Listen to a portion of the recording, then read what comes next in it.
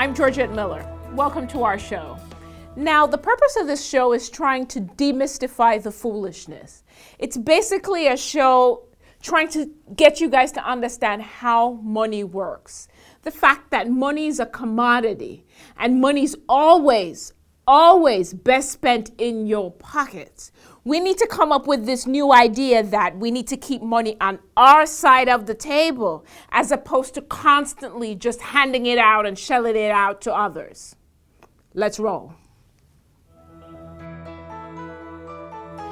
Welcome to our show. I'm Georgette Miller, and the topic of the day today is the middle class. Now, there are many of you out there that's sitting down looking at us saying, okay, I'm a resident of the middle class, right? Between my husband or my spouse and I, we make over 6 figures. We have a really nice home. We have 2 really nice cars sitting in the garage. And we wear really fine threads and we dress our kids really well. We have taken up residency in the middle class. We're here to demystify the foolishness. Now, listen to me. If at the end of the day, when you get your paycheck, you have to pay Mary, Jose, the 12 disciples, everybody, and you're unable to save from your paycheck so that you can pass down wealth, newsflash, you are not a member of the middle class. As a matter of fact, there is no real distinction between you and the working poor, because at the end of the day, you have no savings and you are unable to pass down wealth. We'll be right back to really get into the nitty-gritty of what it means to be a part of the middle class. I became a real estate investor. I wasn't savvy at it. I made a lot of mistakes. But after I purchased my first building, I thought I had everything under control. I refinanced after I did all the work and got the second mortgage consolidated, and things were doing well. Then I went into another house. I bought another house and tried to do the same thing that I did with the first property, but the economy changed. The housing market changed. I had a couple of bad contractors, and I was working with my credit cards to do the same thing I did with the first property. It didn't work. My mortgages alone were running me like $2,300, and credit card debt, I was in like $100,000 worth of credit card debt.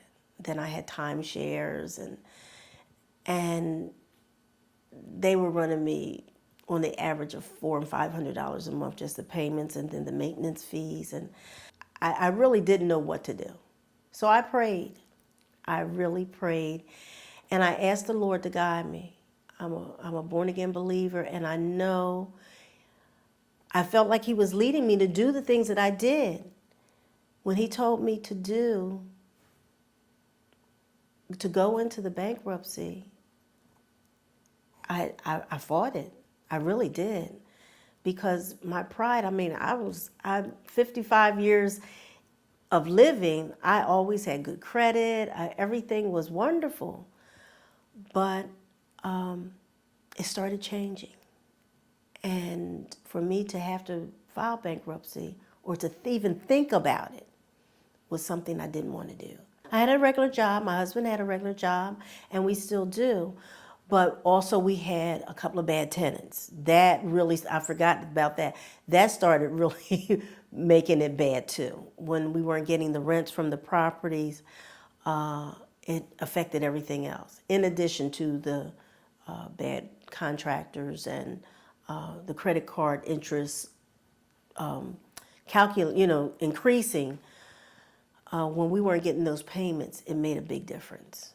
So, you go into real estate thinking you're going to get good tenants, you're going to pay, and it doesn't always have to work out that way. The fact that I have a very good husband, he loves me so much, and we really didn't argue about money, but as cool as he is, you could see he was getting a little tensed, a little snappy every now and then.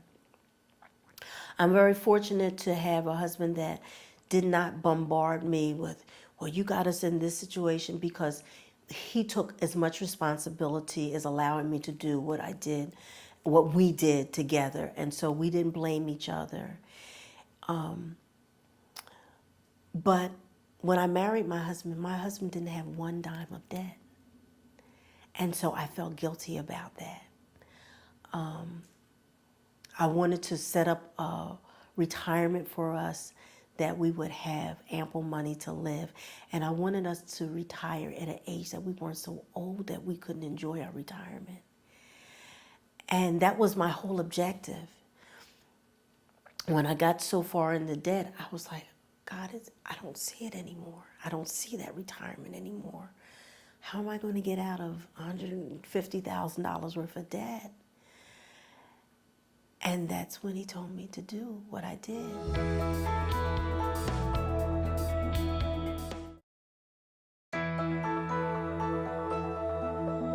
Welcome back. Now, let's get into the nitty-gritty of it. Now, let's talk about salaries. Again, many of us believe that, okay, I make six figures between my spouse and I'm a resident of the middle class. Let's talk about what middle class means. What middle class means really is this. You have the ability on whatever salary you have to accumulate assets. You have the ability to accumulate assets that you can pass down from one generation to the next. So you have the ability to pay all your bills, but you still have the ability to buy a home. You still have the ability to put away stocks, to buy stocks. You still have the ability to put away for your child's education. You have the ability to do all these things on whatever income you have. So the long and short of it is basically being a part of the middle class is not tied to a salary, so to speak. You can have a couple that makes $70,000 a year, and that couple has figured out a way to just merely live on $50,000 a year. So what happens? They've found out a way to take $20,000 out of their salary and save, invest in their retirement, in their child's 529, in all these things, so that they're prepared for a better financial future. Now, when we come back, we're going to talk about perception versus reality, and we're also going to talk about what steps can we take to get on the road to financial security. So the question for you guys is this: are you a part of the middle class? I want to bring a statistic to your attention, and it's this. Since the year 2000, the United States has lost 10% of its middle class jobs. In the year 2000, we were about 72 million middle class jobs, but today we're somewhere in the neighborhood of about 65 million middle class jobs. And what I'm trying to get across to you guys is this. Being a member of the middle class is basically your ability to pass down something, your ability to accumulate assets. And therefore, what does this require? It requires you living basically within a budget. Now, Elizabeth Warren, who is one of my heroes, has proposed the following budget for us. She indicates that 50% of our income should go towards our necessaries. Again, 50% of our income. So if you're making $100, $50 should go towards your mortgage, rent, food, utilities, whatever you need for your life to survive. 30% of your income, or $30, should go towards your wants. You may feel like you need to have a cable box in every room. You may feel like you need to have an iPhone every year, but that is a want. And 30% of your income goes towards your wants, $30. The remaining $20 should always go towards saving. We need, as a society, to move away from a society that lives on credit to a society that saves. Because we know that hard times come. We know that there may be a time when we've lost that middle class job. And we must have a resource so that we remain in the middle class, we don't fall out. We must have a security blanket, our savings, that we can either rely on when the hard times come, or we will have to pass down to the next generation. We'll be right back. And in our next segment, we're going to take calls and questions from you, the audience.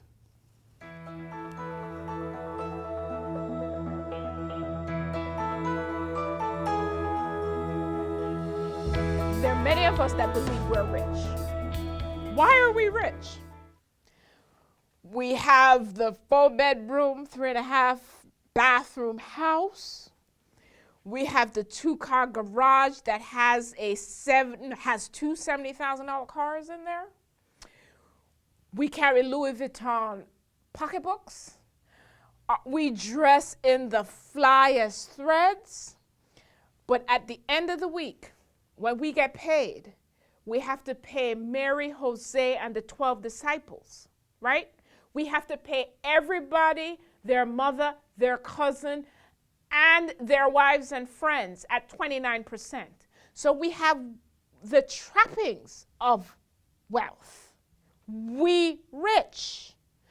We think we are ballers, right? Let me tell you who is a baller. The kid that comes out of college, got their first job, saved, and got an apartment or a house they could afford. And what did I say? We're going to get into the house or the apartment you can afford. He or she then saved and bought a car cash that she could afford, or he could afford. They walked into the store and bought their suits cash.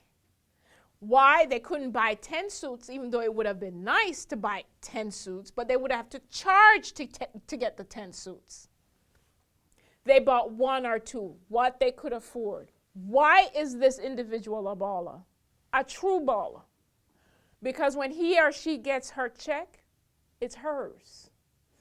The person that bought the 10 suits, or the person that's living in the $500,000 home with the two $70,000 cars with the Louis Vuitton pocketbooks and the fly threads, when they get their check, they have to pay everybody and their mother. Let me tell you, that person is not a baller. That's a baller on a budget. And they're on a budget because they have to pay everybody. They cannot pay themselves first. They've set up their lives so they're constantly in debt. And that's what I see this all the time in the African American, the black, the minority, the black and brown communities, where when you look at them from the outside looking in, they look rich, right? They look like they have all the trappings of success. But when you peer behind the veil just a little bit, you see they're indebted to everyone. They went into debt to create this lifestyle. This is crazy. We got to get a new money mindset. We got to understand how money works, and we have to understand the difference between wealthy and being rich.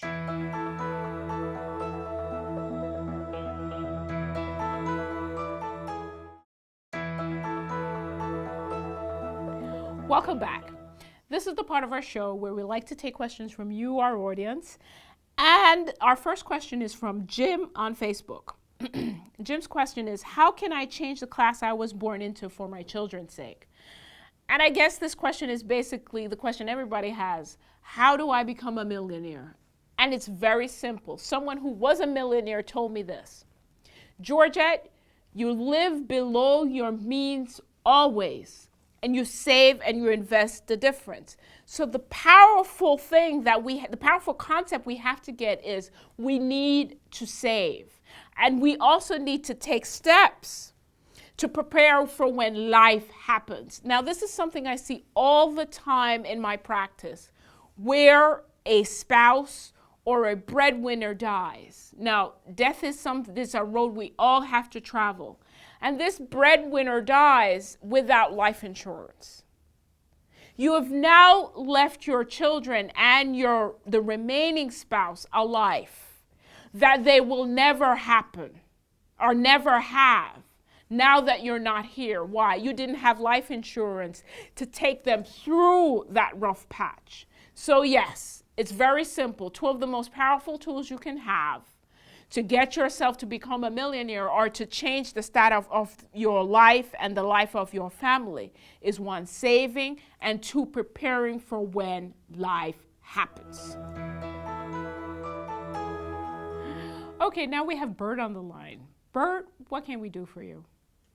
Hey, Georgette. I'm scared to spend a large amount of money on my education, but I know it's my ticket to a better financial future. What do you think? Bert, I am a proponent of higher education. I really believe that it's our ticket to the middle class. It's our important ticket to the middle class. However, if you've saved your money and you're about to invest this money in your education, so you're going to be spending cash, then my response to you is this. Get the most bang you can for your buck, get the best education you can for your cash dollars. However, if you're going to go into student loan debt for this education, then my response is almost the same. But it's basically this: you want to get the most you can for these borrowed dollars, but you also want to borrow the least amount you possibly can, because you don't want this huge morass or this huge albatross around your neck when you leave.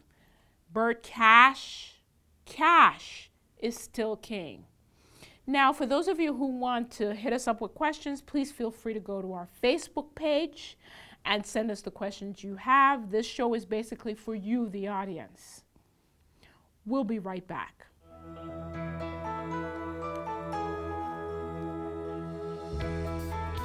Okay, guys, this is a segment of the show where we basically have an honest conversation and we demystify the foolishness. Now, the show was about being a part of the middle class. And what you should take from this show is the fact that being a part of the middle class has very little to do with how many zeros you have behind your paycheck, how much you take home. Being a part of the middle class is the ability to pass down wealth, generational wealth. It's the ability to save. It's the ability to have savings so that when hard times come, you can weather that storm. Now, there's a story I'd like to share with you. I had a client that came into my office maybe about 2-3 months ago. She grew up in South Carolina as a sharecropper, and she came up north and had a hairdresser. It was a well-known doobie shop. And when she came into my office, she was 91 years old. When I was putting together a will, she had in various accounts somewhere in the neighborhood of about $900,000 in cash. And I asked her, now, this wasn't an educated woman. This was a woman that started out as a sharecropper in South Carolina. How did you do this?